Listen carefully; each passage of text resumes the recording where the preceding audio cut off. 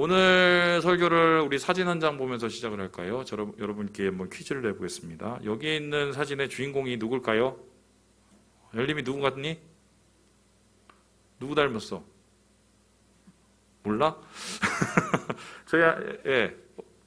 맞아요. 저희 아내한테 보여줬더니 요셉이 같다고 그러는데 이게 접니다. 정확하게 제가 기억이 안 나는데 아마 40년이 넘은 것 같고요. 10살도 안 된 것 같은데 그때 제가 이게 첫 데뷔 무대였어요. 공식적으로 교회에서 찬양을 불러서 이제 사람들 앞에 섰는데 제가 이때 이제 그 어린이 찬양대였거든요. 근데 문학의 밤인가 이게 청년들 그때 그거 자주 했었었는데 찬양 불러달라고 초대를 해갖고 제가 거기서 이제 독창했던 기억이 있습니다. 그래서 많은 반향을 일으켰죠. 믿거나 말거나. 그런데 제가 이때 무슨 찬양을 불렀는지 저는 그냥 모르고 선생님 가르쳐주는 대로 그냥 했어요. 그런데 나중에 그 찬양이 어마무시한 거더만요. 한번 읽어볼게요. 저 멀리 배는 나의 시온성, 오 거룩한 곳 아버지 집, 내 사모하는 집에 가고자 한밤을 세웠네. 저 망망한 바다 위에 이 몸이 상할지라도 오늘은 이곳 내일은 저곳 주 복음 전하리. 아득한 나의 갈 길 다 가고 저 동산에서 편히 쉴 때 내 고생하는 모든 일을 주께서 하시리. 빈들에나 사막에서 이 몸이 고날지라도 오 내 주 예수 날 사랑하사 날 지켜주시리. 이 은혜로운 찬양을 10살이 불렀습니다. 아마 저는 이게 어떤 의미인지 전혀 몰랐어요. 그리고 얼마나 대단한 찬양인지도 몰랐습니다. 기억하기는 제가 찬양을 부르는데 막 눈물 글썽이신 분이 있었어요. 그래서 제가 잘하는 줄 알았는데 나중에 봤더니 이 찬양 자체가 은혜로운 찬양이었던 거예요. 근데 그럼 보시는 것처럼 10살짜리 아이가 부를 수 있는 찬양이 절대 아닙니다. 50이 조금 넘은 지금도 부족하지요. 우리가 걷고 있는 인생길에 대한 것이기 때문입니다. 그래서 제 인생을 이 노래에 빗대서 한번 설명해 본다면 이렇지 않을까. 이 노래, 이 순례자의 노래를 이해해가는 과정이다. 이렇게 하겠는데요. 오늘도 역시 우리는 이 노래를 부르고 인생 순례길을 걷고 있습니다. 그래서 오늘 여러분과 함께 이 순례자에 대한 얘기를 나누려고 합니다. 근데 놀라운 게요. 순례자, 순례길 우리한테는 익숙한데 개역개정 성경에는 순례라는 단어가 없어요. 이와 연관된 단어만 있을 뿐인데요. 바로 이것입니다. 우리 베드로전서 1장 말씀을 같이 한번 읽어보지요. 시작. 예수 그리스도의 사도 베드로는 본도 갈라디아, 갑바도기아, 아시아와 비두니아에 흩어진 나그네. 베드로 사도가 오늘 편지를 쓰고 있는 그 수신자가 어떤 수신자면 흩어진 나그네래요. 원어로 따지면은 직역하자면 디아스포라 곧 나그네 이렇게 할 수 있는데 이 디아스포라라는 것은 이 유대 공동체, 유대 사람들이 여기 흩어진 사람들 뜻해요. 우리나라 따지면 코리아타운에 있는 사람, 어디 유럽에서 모여 있는 사람 이런 사람들을 가리킬 때 디아스포라라고 합니다. 그런데 이게 이제 확장이 되면은 이 광야에서 쫓겨나듯이 세상에서 지금 소외당하면서 신앙 지키고 있는 그리스도인들을 얘기할 때 디아스포라, 흩어진 사람이라고 얘기합니다. 그런데 이런 흩어진 사람 디아스포라가 당하고 있는 현실이 뭐냐? 나그네래요, 나그네. 그래서 흩어진 나그네를 한마디로 표현하면 순례자라고 할 수 있는데요. 이 나그네라는 단어를 우리가 좀 주의 깊게 볼 필요가 있어요. 다음과 같죠. 이 파레피데포스라는 단어입니다. 근데 이 단어가 뭐냐면 거류인, 체류자, 이방인, 나그네라는 뜻인데 문자적으로 표현을 해본다면 남의 집에 사는 이방인이에요. 그래서 어정쩡한 사람을 뜻합니다. 근데 이런 어정쩡한 사람, 나그네, 순례자가 성경에서 깊게 우리가 봐야 될 묵상의 내용이 된 이유가 무엇인가요? 이 성경 자체, 이스라엘 그 자체가 순례자의 인생과 역사라고 할 수 있기 때문입니다. 여러분 생각해 보시죠. 아브라함이 고향과 아비와 친척의 집을 떠나서 간 곳이 가나안. 거기서 뭘 했습니까? 순례자의 삶을 살았습니다. 그리고 나서 그 가나안에서도 오래 못 있고요. 나중에 야곱 일행이 애굽으로 가지 않습니까? 거기서 장장 430년 삽니다. 뭘 했나요? 이방인으로서 순례자의 역사를 만들고 있습니다. 그리고 나서 모세가 일어납니다. 그리고 광야로 데리고 가죠. 가나안으로 가는 길 40년 동안 광야 생활합니다. 순례자로서 40년을 방황을 하죠. 거기서 끝이 났나요? 유대에 도착하고 가나안에 도착해서 사는 듯 했지만 조금 지나고 나서 잘못하고 죄져갖고 쫓겨나서 바벨론에 갑니다. 거기서 포로 생활, 순례자 생활을 70년 동안 합니다. 타향살이죠. 그래서 이 순례자는요, 구약에 나타난 이 하나님의 백성들의 전형적인 모습이라고 할 수 있어요. 그리고 이 모습이 신약 시대에도 그냥 그대로 이어지게 되죠. 그래서 초대교회 사람들 중에 신앙 때문에 흩어지고 복음을 위해서 고향 떠난 사람이 많습니다. 순례자의 삶을 이어받고 계승한 것이지요. 그래서 베드로전서가 중요하다고 할 수 있는데, 왜냐하면 이 오늘의 글이 다름 아니라 순례자들에게 보내는 편지이기 때문입니다. 이 글을 통해서 이 베드로는요, 우리가 누구냐, 우리가 어떤 삶을 살고 있느냐, 그래서 순례자들을 위로하고 격려하고 그 눈물을 닦아주려고 하는데요. 그렇다면은 베드로가 이 글을 통해서, 이 편지를 통해서 설계하고 있는 순례자는 도대체 어떤 모습일까요? 그리고 지금 그들은 도대체 어떤 길을 걷고 있을까? 오늘 본문을 살펴보면은 이 순례자의 모습이 세 가지로 정리될 수 있겠어요. 우리 같이 한번 읽어보겠습니다. 시작. 순례자는 고달프다. 이 인생의 순례길을 걸어가는 신앙인의 모습, 고달픈 인생이라고 말을 합니다. 요즘에 제가 이제 홈쇼핑을 자주 보는데 제 취미 중에 하나가 홈쇼핑 보는 거예요. 홈쇼핑 보면 물건은 안 사고 꼭 장보기에 넣어놓고 그냥 거기에 만족을 합니다. 그래서 이제 그게 일종의 뭐 대리 만족 뭐 이런 건데, 근데 제가 이제 홈쇼핑 요즘에 보면, 요즘에 홈쇼핑에 제일 많이 나오는 게 뭔지 아세요? 이 황금 시간대 7시, 8시, 9시 그때 제일 많이 나오는 게 여행 상품이에요. 그래서 무슨 스위스니 뭐 스웨덴이니 뭐 스페인이니 뭐 이런 데 가는데 전 개인적으로 크로아티아를 가고 싶거든요. 근데 지금 뭐 그게 그 본물 쏟아지듯이 쏟아져요. 2년 동안 여행을 못 다니니까 사람들의 이제 충동이 그런 식으로 이제 몰리게 되는 거죠. 그런데 여행을 가고 싶어 하지만 사람들은 순례하고 싶죠 하지는 않아요. 여행과 순례는 다르기 때문인데, 여행은 즐기러 가는 거고 순례자는 분명한 목적과 과정이 있는 사람들이에요. 그래서 오늘 베드로는 우리의 순례길을 어떻게 설명하고 있느냐, 9절에서 이렇게 얘기합니다. 우리 같이 한번 읽어보죠. 시작. 이는 세상에 있는 너희 형제들도 동일한 고난을 당하는 줄을 알미라. 순례길을 걸어가는 형제, 교인들이 다 동일한 고난을 당한다. 순례길 자체가 고달픈 인생이라고 이야기하고 있습니다. 물론 인생 자체가 고난이라고 할 수 있겠지만 이 길을 걸어가는, 이방인처럼 걸어가는 순례자들은 더욱 그렇다고 할 수 있습니다. 고난 같은 인생길을 걸으면서 가야 될 곳이 있기 때문이지요. 이루어야 될 사명이 있기 때문입니다. 그래서 이들에게는 항상 고난과 고달픔이 따라다닙니다. 그렇다면 이들이 당하는 고난은 어떤 모습이었을까요? 이 최현준 교수가 이 주석에서 이 나그네들이 당하는 고난을 다음과 같이 정리를 하고 있어요. 우리 같이 한번 읽어볼까요? 시작. 이들은 결혼할 수 있는 사람, 땅의 소유, 계산 기능, 투표, 일정한 단체 참여의 제한을 받았고 높은 세금을 내야 했으며 더 엄한 형벌을 받아야 했다. 이들은 지역적 뿌리가 없고 민족도 다르며 언어와 문화도 다르고 정치적이고 종교적인 충성도 달랐기 때문에 흔히 기존 질서 및 안녕에 대한 위협적인 존재로 간주되었다. 모든 게 제한된 세상, 그리고 시킬 건 다 시키고 그리고 혜택은 안 주는 그런 사람들입니다. 최근에 우리 지방선거가 이슈인데 그 이슈 중에 제일 큰 이슈가 뭔지 아십니까? 뭐냐면 우리하고 같이 살고 있는 이 외국인들에게 투표권을 줘야 되느냐 말아야 되느냐에 대한 문제예요. 대통령 뽑을 때는 없는데 지역의 이 단체장을 뽑을 때는 이게 주는 게 합법적이라고 생각하고 지금 주고 있거든요. 그런데 그것에 대해서 제동을 걸고 더 다른 식의 얘기를 하시는 분이 점점 늘고 있습니다. 이러한 전통, 이러한 차별은요, 사실 따져보면요, 예전부터 계속 있어 왔던 거고요. 이방인이라고 여겨지는 이 나그네 인생 순례자들에 대한 계속적인 차별이었던 거죠. 특별히 베드로전서의 수신자들은 더욱 그렇습니다. 근데 이들이 당하고 있는 핍박은요, 그냥 단순한 뭐 대대적인 핍박, 한번 지나가는 핍박이 아니라요, 매일매일 이루어지는 일상 가운데 끊임없는 압박에 가까웠습니다. 생활로 차별이 들어오고, 그리고 믿지 않는 사람들이 비난을 하고, 뒤에서 욕하고, 그리고 뒤에서 모욕을 하고, 이러한 것을 넘어선 차원대 차별과 냉대가 이어졌는데요.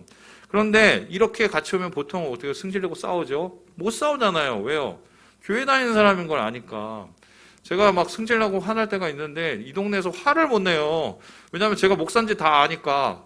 마찬가지죠. 신앙인의 자존심이 있으니까 어떻게 악으로 악을 갚습니까? 성경에서는 선으로 악을 갚으라고 하니까 제대로 싸우지도 못하지요. 그래서 선으로 악을 이기려고 하는데요. 그런데 이게 오히려 더 문제가 생긴 거예요. 우리 함께 3장 14절 우리 세 번역으로 읽어볼까요? 시작. 그러나 정의를 위하여 고난을 받으면 여러분은 복이 있습니다. 그들의 위협을 무서워하지 말며 흔들리지 마십시오. 그러니까 오히려 선으로 악을 이기는 걸 고깝게 보는 거죠. 더 힘들게 하는 겁니다. 니네가 언제까지 그러나 한번 보자는 거죠. 그래서 이런 것 때문에 사람들이 두려움이 오고요, 흔들리고요, 고민이 시작되는 것입니다. 교인들은 선을 행하면서도 고난을 받았기 때문입니다. 그러니 순례자의 인생 고될 수밖에 없습니다. 그런데 문제는 여기에 끝끝이 아니라는 거예요. 더 있어요. 우리가 함께 두 번째 순례자의 모습을 볼까요? 시작. 순례자는 싸운다. 안 그래도 차별받고 힘들어 죽겠는데 싸움까지 해야 된대요. 우리 함께 8절 9절 말씀을 읽어볼까요? 시작. 근신하라 깨어라 너희 대적 마귀가 우는 사자같이 두루 다니며 삼킬 자를 찾나니 너희는 믿음을 굳건하게 하여 그를 대적하라. 아유, 하루하루 버티기도 힘들어 죽겠는데 싸우기까지 해야 된다. 그런데 이 싸움이요 그냥 싸움이 아니라 사자 같은 존재와 싸우는 거예요. 한마디로 이게 게임이 안 되는 거죠. 제가 예전에 이제 연길에서 사역을 했을 때 중국에 거기에 이제 서커스 다녀왔어요. 이 서커스 다녀와갖고 뭐 동물도 오고 뭐 이게 타는 것도 오고 공원 한가득 온 거예요. 볼 게 없으니까 그거 보러 이제 갔는데 가니까 막 곰이 막 자전거를 막 타고 되게 재밌었어요. 그런데 어떻게 이렇게 제가 돌아다니다가 잘못 장소를 옮겨갖고 이상한 데를 갔는데 그 앞에 우리 같은 게 하나 있어요. 근데 갑자기 그 우리가 싹 걷어지는데 제 앞에 호랑이가 있는 거예요. 근데 호랑이가 정말 거짓말이 아니고 요만큼 한 50cm 앞에 있었어요. 근데 그 호랑이 제가 봤는데 대가리가 엄청 크더만요. 그리고 눈빛이 장난이 아니에요. 근데 으르렁 대니까 순간 제가 진짜 겁이 딱 먹여지는데요. 제가 태어나서 처음으로 살기라는 거를 처음 느껴봤어요. 근데 오늘 말씀해 보면은 이 우는 사자같이 대드는 이 존재, 이 사탄은요 다름 아니라 그냥 호랑이도 아니고 사탄이에요. 차라리 보이는 게 나은데 보이지도 않는 두려움이니까 더 무서운 것이지요. 이렇게 영적 싸움을 해야 됩니다. 영적 싸움 하면서 두려움 없다는 말 거짓말이에요. 영적 싸움 하면서 염려가 없다는 말 다 거짓말입니다. 그런데 그러면 싸움 그만둡니까? 안 되죠. 안 싸우면 죽고 안 싸우면 끝나니까. 그래서 이 싸움은 무조건 싸워야 되는데 잘 싸워야 됩니다. 잘 싸우려면 뭘 했느냐? 우리랑 누가 싸우는지 어떻게 싸워야 되는지 이 싸움을 어떻게 준비해야 되는지를 알아야 이 싸움을 승리하는 것이죠. 자, 그렇다면 우리는 이 세상 속에서 영적인 싸움을 어떻게 누구랑 싸우고 있느냐? 성경은 그 사람, 그 일로 싸우는 게 아니라고 얘기해요. 그 마귀와 싸우고 있다고 얘기해요. 사탄과 싸우고 있다고 얘기해요. 마귀라는 것은 무엇입니까? 우리를 대적하는 자, 비방하는 자를 뜻합니다. 그 마귀가 원하는 것은 무엇입니까? 우리를 무너뜨리는 거예요. 순례길 못하게 만드는 거예요. 그래서 마귀가 이런 것을 위해서 제일 먼저 하는 게 착각을 하게 만들어요. 어떤 착각을 하게 만드냐? 마귀랑 싸우는 싸움이 아니라 그 사람하고 싸우는 사람처럼 생각하게 하는 겁니다. 그 일로 싸우는 것처럼 생각하게 만드는 겁니다. 그래서 거기 그 일, 그 사람한테 파묻혀서 진짜 싸워야 될 대상, 진짜 싸워야 될 싸움을 못 싸우게 만드는 게 마귀가 하는 짓거리들이에요. 그래서 우리는요, 이 사탄이 얼마나 교묘하고 이 교활한지를 알아야 돼요. 우리 약점, 강점 다 알고 있습니다. 몇천 년 동안 인간을 봐왔으니 모르겠습니까? 그래서 이러한 까닭에 정신 차려야 된다고 베드로가 이야기를 하는데요. 그래서 이 싸움을 준비하려면 싸움의 대상을 알았으면 준비를 해야 되잖아요. 어떤 준비냐? 우리가 무장을 해야 돼요. 그 무장에 대해서 이 바울은 이렇게 얘기를 합니다. 우리 함께 에베소서 6장 말씀을 읽어볼까요? 시작. 마귀의 관계를 능히 대적하기 위하여 하나님의 전신갑주를 입으라. 전신갑주를 입으라라고 얘기합니다. 한마디로 싸울 준비는 갑옷 입고 나가야 된다는 소리예요. 그런데 그 전신갑주를 설명을 할 때 바울은요, 로마 병사의 무장을 통해서 우리가 입어야 될 싸움의 준비를 이야기하고 있습니다. 다음 그림을 보시면 좀 이해가 쉬운데요. 여기 보면은 이쪽은 이제 장교가 입는 옷, 중간은 이제 병사가 입는 옷, 저쪽은 사령관이 입는 옷이에요. 조금씩 다르죠. 그런데 이 갑옷들의 공통점이 있습니다. 이 갑옷이 철저하게 지키는 게 딱 두 가지가 있어요. 일단 다리는 아닙니다. 어디하고 어디겠어요? 머리하고 가슴이에요. 왜입니까? 뭐 다리 좀 맞으면은 좀 쉬면 돼요. 뭐 이렇게 붕대 감고. 그런데 머리 맞으면 끝이에요. 심장 꿰뚫리면 끝이에요. 그러니까 모든 갑옷과 모든 튼튼한 것들이 머리와 가슴에 집중되어 있죠. 우리가 영적인 싸움을 할 때도 마찬가지입니다. 영적인 싸움에서 가장 중요하게 지켜야 될 곳이 어디냐? 머리와 가슴이에요. 머릿속에서는 무슨 일이 일어납니까? 생각을 하죠. 생각을 지켜야 싸움에서 이깁니다. 가슴에서는 어떤 일이 일어납니까? 우리의 마음속에 전쟁이 일어납니다. 마음을 지켜야 이 싸움에서 이깁니다. 그래서 하나님의 싸움, 이 마귀하고 싸우기 위해서는 내 생각과 마음이 주님께 붙잡혀야 돼요. 그래서 내 생각과 마음 속에 허튼 것이 들어가지 않도록 하나님의 말씀으로 무장해야 이 싸움을 참전할 수 있다고 얘기합니다. 이렇게 참전할 때 이제는 실제적으로 창을 들고 싸워야 되는데요. 그 싸움의 방식, 전술을 이렇게 얘기하고 있어요. 우리 야고보 사도의 이야기를 같이 한번 읽어볼까요? 시작! 그런즉 너희는 하나님께 복종할지어다. 마귀를 대적하라. 그리하면 너희를 피하리라. 하나님을 가까이 하라. 그리하면 너희를 가까이 하시리라. 우리 생각에는 뭐 지피지기면 백전백승이라고 해서 마귀에 대해서 탁 싸우기 위해서 마귀를 잘 알아야 된다고 생각을 하는데 성경은 전혀 그렇게 말하지 않아요. 마귀를 몰라도 상관이 없어요. 중요한 건 우리가 하나님과 더 가까워지면 됩니다. 이유가 뭐냐? 마귀가 원하는 결과적으로 방법은 마음과 생각을 흔들어서 하나님과의 거리를 멀게 만드는 거예요. 혼자 놔두게 만드는 거예요. 여러분 사자가 그 들소들을 뭐 잡아먹는 거 봤죠? 혼자 있는 들소를 잡아먹지 무리로 있는 들소는 덤비지도 못합니다. 마찬가지로 생각과 마음의 침투를 해서 혼자 되게 해요. 하나님과 함께하는 그것을 끊어냅니다. 그러니까 무너지게 되기 때문에 우리는요, 우리의 싸움이 치열해질수록 하나님께 더 가까이 가야 이 싸움을 이길 수 있다고 얘기를 합니다. 그래서요, 사탄에게 집중하지 않고 그 일, 그 사람에게 집중하지 않습니다. 하나님께 더욱 집중해야 싸움을 이길 수 있다. 그게 싸움의 방식이고 승리의 방식이라고 오늘 성경이 우리에게 이야기하고 있는 것이죠. 자, 그렇다면은 이러한 고달픈 인생, 싸움의 인생, 주님께서는 이 순례길을 그래도 가기 원하신다. 그럼 최종적으로 베드로가 이야기하고 있는 순례자의 모습은 무엇일까요? 우리 같이 한번 읽어볼까요? 시작! 순례자는 이긴다. 결국 고달픈 인생이지만 걷고 싸움에서 결국 하나님께서는 순례자에게 승리를 주시고 그 승리의 끝에 영광을 주신다고 이야기하고 있습니다. 우리 함께 11절의 말씀을 같이 한번 읽어보지요. 시작! 권능이 세세에 무궁하도록 그에게 있을지어다. 아멘. 오늘 이야기의 끝을 하나님에 대한 영광과 찬양으로 끝이 납니다. 이겼기 때문이죠. 무엇이 이겼습니까? 사탄의 나라가 지고 하나님 나라가 이긴 것입니다. 그래서요, 하나님께서는 이 승리를 순례자들에게 주어서 영광의 상을, 영광의 문을 지나 하나님 앞에 설 수 있도록 오기를 허락해 주신다고 약속을 하고 있어요. 그렇다면은 조금 전까지만 해도 영적 싸움에 그렇게 힘들고 고난에 무너졌던 순례자가 어떻게 이 길을 만수하고 하나님의 영광에 들어가시고 주님께 예배할 수 있게 되었을까? 그 이해에 대해서 이 베드로는 10절에 이렇게 우리에게 설명을 하고 있죠. 우리 같이 한번 읽어보겠습니다. 시작! 모든 은혜의 하나님 곧 그리스도 안에서 너희를 부르사 자기의 영원한 영광에 들어가게 하시니까 잠깐 고난을 당한 너희를 친히 온전하게 하시며 굳건하게 하시며 강하게 하시며 털을 견고하게 하시리라. 영원한 영광 승리로 이끄시기 위해서 하나님께서 온전하게 하신다, 굳건하게 하신다, 강하게 하신다, 혀를 견고하게 하신다고 말씀하십니다. 온전하게 하신다는 말은 하나님께서 원래 모습대로 회복해 주신다는 말씀이에요. 그리고 굳건하게 하신다는 것은 하나님께서 우리의 기초를 확실하게 닦아줘서 믿음이 흔들리지 않게 해준다는 겁니다.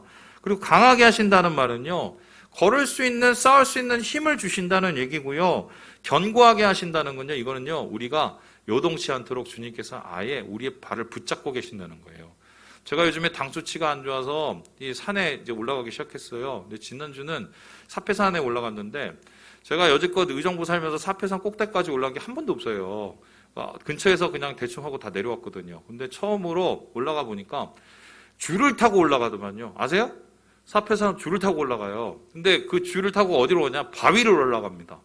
근데 그 전까지는 엄청 덥거든요. 근데 줄 타고 딱 바위에 올라가지고 깜짝 놀라는 게 두가 있는데 황소 바람이 불어요. 밑에서 이 송추계곡에서 올라오는 바람이 진짜 시원하게 불어오는데 사람이 날아갈 것 같아요. 그럼 무섭잖아요. 안 무섭습니다. 왜 안 무서운지 아세요? 그 바위가요 엄청 튼튼해요. 이거 완전 반석이야. 그러니까 그 위에 딱 서 있으면 넓고 막 튼튼하니까 내가 어떻게 흔들린다는 그 마음이 없어요. 하나님께서 우리의 발을 터에 굳건하게 세우신다는 게 그 말씀인데요. 아무리 세파와 여러 가지 폭풍과 우리에 대한 여러 가지 공격이 와도 그 발을 하나님의 반석 위에 세우셔서 우리를 견고케 하신다는 게 오늘 하나님이 이것을 승리할 수 있도록 이 순례길을 완주히 할 수 있도록 하시는 그 방법이라는 겁니다. 자, 여기까지는 다 이해가 돼요. 근데 저는 오늘 이 말씀을 좀 읽으면서 그래도 좀 마음에 안 드는 부분이 있어요. 그 마음이 안 든다는 말씀 좀 웃기지만 제 마음에 확 안 오는 말씀. 다 알겠는데 지금 고난을 10절에 보니까 그냥 고난이라고 얘기를 하지 않고 뭐라고 얘기합니까? 잠깐 고난이라고 얘기해요. 고난, 짧은 고난이라고 얘기해요. 제가 여러분께 질문해 보겠습니다. 여러분 지금 뭐 이런저런 일을 겪으면서 살고 있을 거예요. 우리 청년들 힘들죠? 여러분이 느끼는 고난이 잠깐입니까? 뭐 옆에 사람들은 잠깐이라고 할지라도 당하는 사람들은 안 그럴 수 있죠. 그거 아시죠? 군대 가신 분들 나는 열심히 막 뺑이 쳐갖고 6개월 동안 열심히 있다고 오는데 또 오면 야 또 나왔어? 막 이러잖아요. 막 그런 분위기예요. 그리고 실제적으로 한번 고난을 당할 때 어떤 분들은 인생 전체가 그렇게 힘드신 분이 있어요.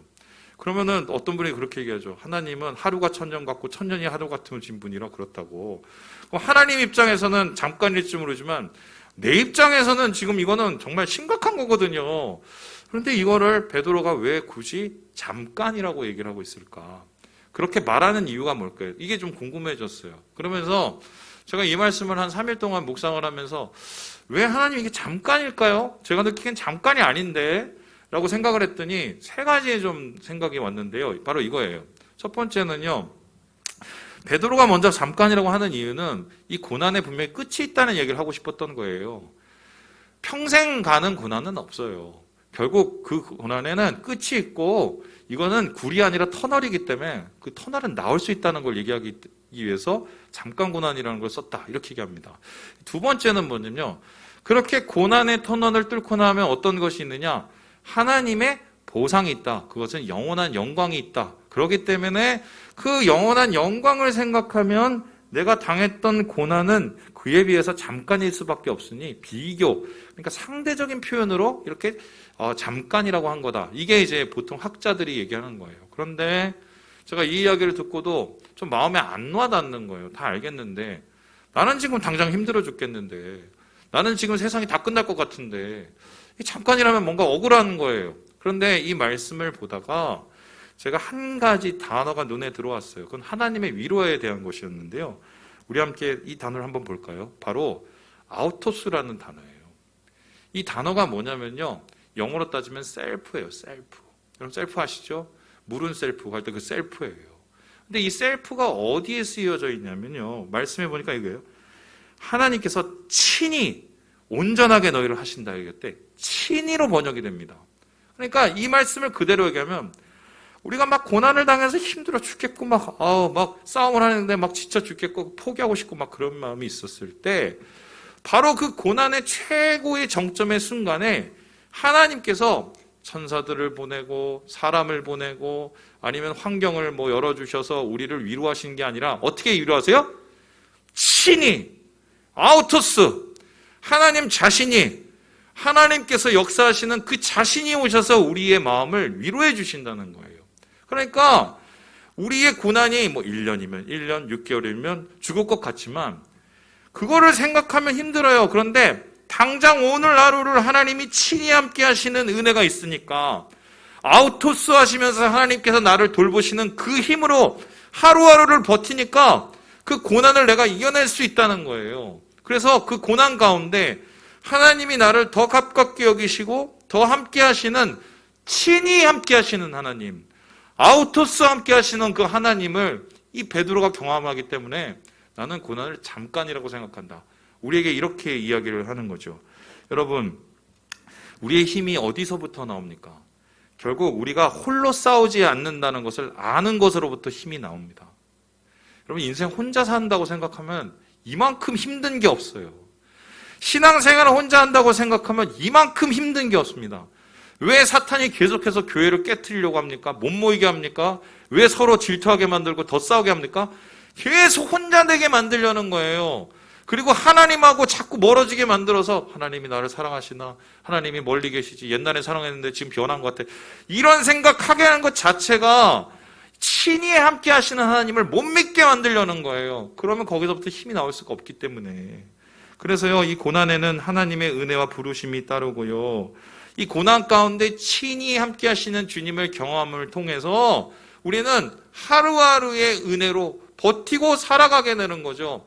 그렇게 살아가니 인생길을 걷고 순례길을 걷고 고난의 터널을 지나고 하나님께서 주시는 비전을 발견하게 된다. 이것이 바로 오늘 베드로가 얘기하고는 순례길에 대한 이야기예요.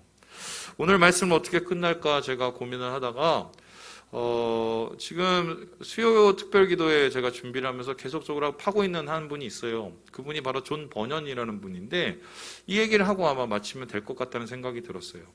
여러분 존 버년을 아십니까? 이분은 이제 꽤 오래된 분인데 여러분에게는 아마 철로역정으로 잘 알려져 있는 분이에요. 근데 이 철로역정이라는 알려진 이분, 우리 생각에는 이 책이 어느 날 갑자기 수사학적인 영감을 받아서 쓴 것이라고 생각할 수 있겠지만 그게 아닙니다. 쉽게 설명을 드리면 철로역정은 그의 인생 그 자체였어요. 이분이 원래요 예수를 잘 믿는 사람이 아니었습니다. 어떤 분이었냐면요, 아내 따라서 어쩔 수 없이 교회에 나오던 사람이에요. 그러니까 그 아내가 자꾸 교회 가자 그러니까 어쩔 수 없이 교회에 나오던 사람이에요. 그런데 아내가 죽었어요. 그러고 나서 그러한 자기의 고뇌의 풍파 끝에 고민을 하기 시작했어요. 하나님이 도대체 주님이 도대체 어떤 분일까? 그러다가 이 사람이 7년을 고민을 하다가 예수를 만나요. 그리고 그 예수를 만나서 그 예수의 은혜에 감동을 하고 복음이 그의 삶을 지배를 합니다. 그리고 나서 뭘 하느냐? 사람 붙잡고 지나가는 사람 붙잡고 전도하고 말씀 전하고 이랬어요. 목회자가 아닌데도 자기 안에 있는 이 감동과 기쁨을 이길 수가 없어서 그렇게 했단 말이에요. 그런데 이 일이 나중에 문제가 되는데요. 왜 문제가 되느냐? 당시 영국의 이 분위기는요, 영국 국교회, 그러니까 성공회 안 믿으면 다 탄압하는 분위기였어요. 목사님 성공회가 개신교라는데 그거 믿으면 되지 않나요? 그러는데 이 성공회가 초창기에는 오늘과 같은 모습이 아니었습니다. 이 성공회가 왜 생겨났는지 보면 그 이유를 알 수 있는데요. 성공회가 무슨 복음에 감동돼서 갑자기 개신교 프로테스탄트 신앙을 받아들인 게 아니에요. 이게 생겨난 이유가 왕이요, 교황하고 잘 지내다가 어느 날 와이프가 너무 싫었어요. 그래서 이혼을 하고 싶었어요. 그래서 교황한테 이혼하게 해달라고 허락을 부탁을 했거든요. 그랬더니 교황이 안 돼, 이혼 못해. 그러니까 승질나서 만든 게 성공회예요. 그러니까 이게 맨 처음에 성공회의 모습은 국교회는 가톨릭도 아닌 것이, 개신교도 아닌 것이, 그리고 어정쩡하게 굉장히 정치적인 분위기가 되게 있었어요. 근데 이런 상황 속에서 순복음 전하고 복음 전도 전하고 눈에 난 거죠. 저 인간 좀 이상한 사람인데, 저 우리랑 다른데, 저거 우리 이방인 같은데, 그러면서 위협인데, 이러면서 그 사람을 핍박하기 시작합니다. 그래서 어떻게 핍박을 당했냐면 전도하다가 나가서 프리칭 설교하다가 갑자기 붙잡혀갖고요, 감옥에서 12년을 살아요. 그것도 12년이라고 못을 받고 12년이 아니라 언제 풀려날지 모르면서 거기에서 계속적으로 감옥에서 살게 됩니다. 근데 그 감옥 생활을 시작할 때, 판결이 날 때 이분이 쓴 글이 있어요. 이게 수감생활 시작할 때 쓴 글인데 제가 한번 그 글을 읽어볼게요. 나는 여기 누워 하나님이 기뻐하시는 대로 그 선하신 뜻을 내게 행하시기를 기다린다. 하늘에 계신 내 아버지의 뜻이 아니고는 내 머리카락 하나도 땅에 떨어질 수 없음을 믿는다. 인간들의 경노와 악의가 아무리 날뛴들 하나님이 허용하시는 범위를 벗어나 그 이상은 할 수 없다. 설령 그들이 최악의 일을 자행해도 하나님을 사랑하는 자들에게는 모든 것이 합력하여 선을 이룸을 우리는 안다. 정말 신앙의 위대한 고백이죠. 그런데 이렇게 신앙 고백을 하면서 하나님이 풀려주고 길을 열어주고 그랬으면 좋겠는데 이 사람이 예상한 반대로 최악의 길이 벌어진 거예요. 정말 지하 감옥에 갇혀갖고 나오지 못하는 거죠. 여러분 이 상황이 되면 이게 잠깐 고난인가요? 미쳐 죽겠죠. 넘어지고 싶죠. 그만두고 싶죠. 내가 잘했나 고민되기 시작하죠. 그런데 이분이 이걸 이겨내요. 어떻게 이겨내느냐? 철로역정을 쓰면서 이겨내요. 그러니까 철로 역정이 괜히 쓴 게 아니에요. 자기가 예수 잘 믿고 구원받고 천국 가려고 정말 노력하다가 이 꼴이 됐는데 지금 이 상황을 해석을 하고 싶은 거예요. 그리고 이 끝에 도대체 무엇이 있는지를 자기가 알고 싶은 거예요. 그렇게 기도하다가 하나님께서 주신 확신과 믿음과 그 말씀과 음성을 매일매일 공급받아 쓴 게 이게 철로 역정이에요. 그러니까 철로 역정은 친히 존 버년에게 말씀하신 하나님의 음성이고 그를 붙들었던 하나님의 경험들이 수집된 위대한 책이 된 거죠. 그래서 오늘날 많은 사람들이 성경 다음으로 귀중하게 여기는 책이 이 철로 역정이거든요. 놀라운 게 우리나라에서 성경이 먼저 번역된 게 아니라요. 철로 역정이 먼저 번역이 됐어요. 그만큼 한국 초대교회 교인들이 고통 속에 예수님을 믿었는데 그거 읽고 울면서 버텨내서 이렇게 한국 교회를 세운 거죠. 여러분 말씀을 마치려고 합니다. 안 힘든 고난이 어디 있어요? 다 힘들죠. 얘기해보면 자기가 제일 힘든 거예요. 다른 사람들은 나를 이해를 못해. 내가 얼마나 두렵고 힘들고 괴로운지를. 나한텐 잠깐이 아니거든요. 그런데 중요한 건 그래도 안 갈 거예요? 멈출 거예요? 거기서 주저앉을 거예요? 그게 답이 아니라는 걸 아는데 어떻게든 뭐 일어나야죠. 걸어가야죠. 방법은 한 가지예요. 오늘 지금 친히 나에게 오시는 하나님의 은혜를 내가 받도록 몸부림쳐야 돼요. 그거로 이겨내는 거예요. 다른 방법은 없어요. 존 버년이 그 길을 걸었듯이 베드로가 그 길을 걸었듯이 베드로의 편지를 읽은 수많은 나그네들이 이 길에 하나님의 영광을 보았듯이 우리가 그 길을 걸어갈 때 하나님은 이 순례길에 승리를 주신다고 우리에게 약속하고 있지 않습니까? 말씀 마칩니다. 사랑하는 주의 여러분, 순례자는 오늘을 걷습니다. 친히 함께 하시는, 아우토스 함께 하시는 주님과 함께 오늘을 함께 걸어내요. 주의 은혜를 누리심으로 이 힘을 받아 하나님께서 계시는 그 영광에 나아가시는 우리 형제자매들 되시길 주님의 이름으로 축원합니다. 기도하겠습니다.